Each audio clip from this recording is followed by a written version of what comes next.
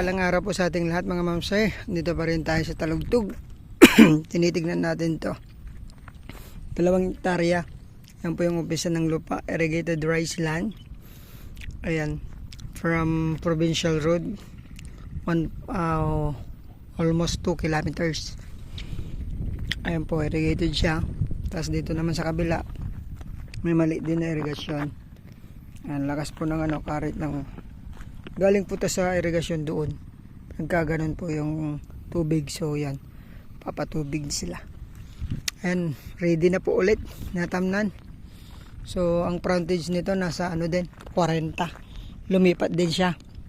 Nagaidan din po sa kalsada. So ayan, sa mga naghanap po ng rice land, irrigated rice land, investment po, pwede rin po dito magpatay ng bahay. Kaya lang medyo malayo lang po yung power line. Andun, ayun pala, may power line doon. May mga bahay na rin po dito. So overlooking po siya, mountain view. Tapos bayan po ng Talugtog. Ano lang to, mga 5 minutes. Dito ka na po sa property. Ito po, rice land.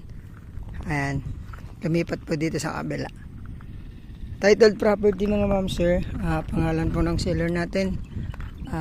Wala pong extrajudicial settlement. Tapos ang taniman po dito hanggang 3rd crop. So ayan, sana ho magustuhan nyo itong mga in-offer namin dito ng mga irrigated rice land. Napakaganda pong investment nito dito po sa bayan ng Talugtog mga ma'am sir.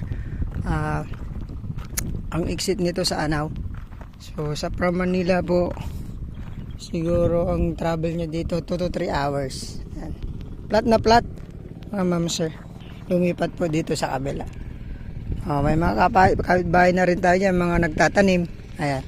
So ang asking price nila dito din 150. Sagot nila ang capital gains at agent nila. Ayan, sana magustuhan nyo mga ma'am sir. Bayan po ng Talugtog.